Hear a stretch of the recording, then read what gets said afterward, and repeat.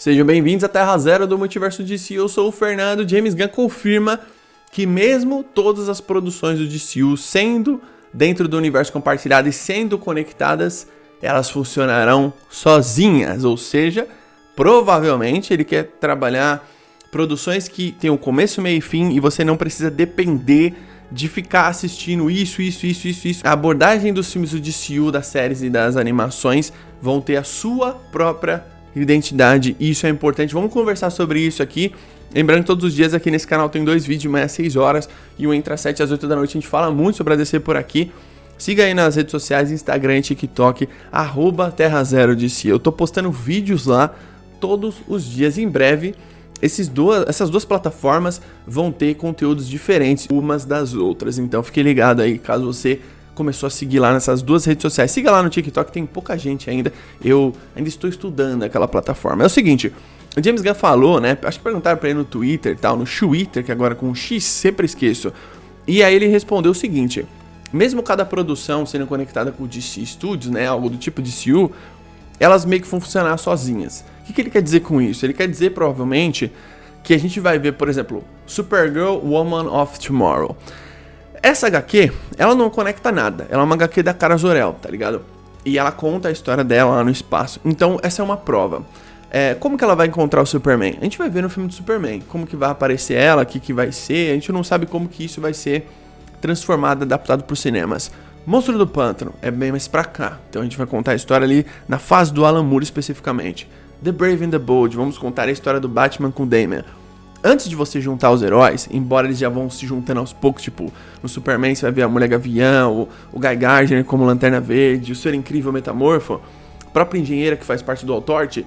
Mesmo eles aparecendo aqui e ali, você tem que contar a história deles solo. Ou seja, você tem que mostrar como que funciona o universo deles solo, como que esses heróis funcionam sozinhos primeiro, antes de você ficar conectando tudo desesperadamente. Vai ligar todas as produções, aí você vai ter o The Brave and the Bold, depois você vai ter Paraíso Perdido. Mano, Paraíso Perdido que conta a história lá da Ilha Paraíso. Tipo, eles não vão pegar e falar, ó, Diana na ilha, tipo, ela vai ter uma série da Mulher Maravilha igual foi a série ali da Linda Carter nos anos 70. Não, eles vão pegar aquela série do Paraíso Perdido e vão contar a história do Paraíso Perdido lá, tá ligado? E isso é doido, então não tá corrido, não tem nada apressado no DCU.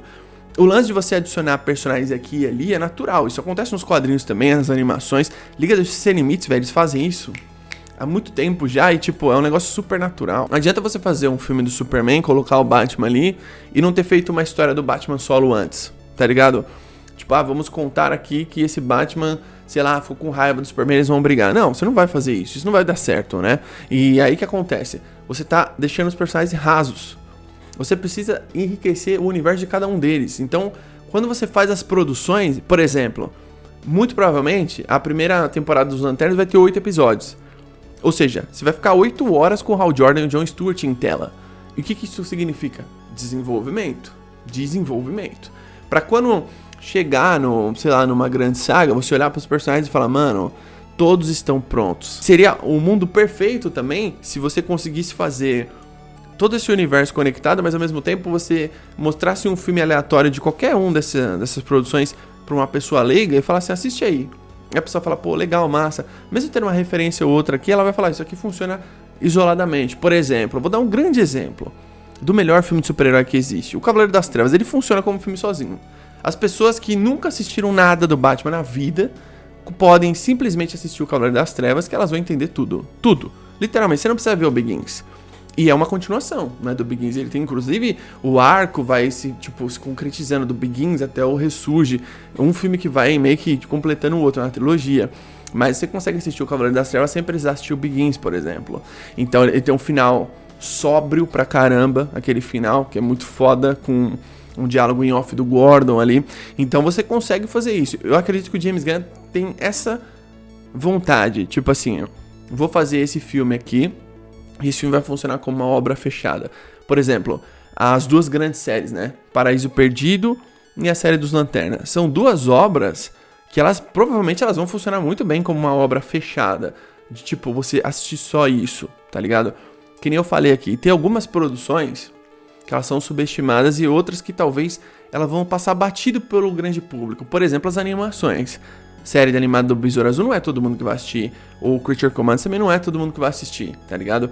Mas os fãs vão assistir. E o que vai acontecer? Vai enriquecer a experiência do fã. Não necessariamente você é obrigado a assistir isso daí. Você pode fazer uma série animada, por exemplo, do Questão, de detetive também, um exemplo, tá? Um exemplo.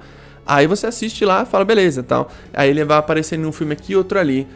Ele foi desenvolvido na série animada, então é um tipo de personagem que ele também pode ser mostrado em uma outra produção. O Besouro Azul é esse personagem. Embora a gente tenha visto o filme dele, que é um filme legal e tal, ele apareceu ali naquele filme, naquele universo devastado, só que o James Gunn pegou e falou, não, vem aqui, vamos fazer uma animação. Série animada do Besouro Azul, assim como o Creature Commandos. E aí depois eles aparecem em live action. O Creature Commandos deve aparecer em Waller, por exemplo. Então, qual que é o lance? Algumas produções, quem mais vai assistir são os fãs, que são as mídias menores. Uma série animada é uma mídia menor do que um filme, por exemplo. Agora, um filme animado que vai pro cinema, as pessoas vão assistir. Você vai divulgar bem, vai investir mais grana, vai ter um marketing maior. E aí vai ter aquele apelo comercial maior. Quando você faz um filme do Batman, do The Brave and the Bold junto com o Damian, você vai contar a história desse Batman. Você vai mostrar essa outra Gotham. Então é meio que uma produção única. Você não necessariamente precisa assistir o Superman para entender The Brave and the Bold. Entende o que eu tô falando? Então acho que essa é a intuição do DCU. Eu não sei se isso mais pra frente vai se perder. Eu espero que não, mas de você fazer obras únicas. A série do Paraíso Perdido, com tamanho de orçamento e escopo do Game of Thrones, ela funciona perfeitamente como uma obra fechada, começo, meio e fim. Não tenham dúvidas. Mesmo que tenha alguma semente sendo plantada ali, de algum personagem, enfim. Os games provavelmente vai ser um nicho até bem mais pros fãs. Exceto um game ou outro, se for grande, vai furar bolha. É aquela coisa, né? Um game do Superman, massa. Mas eu preciso jogar? Não, você não precisa jogar, é pro fã. Eles estão ali explorando algum pedaço do universo que o James Gunn não explorou no filme do Superman, entende?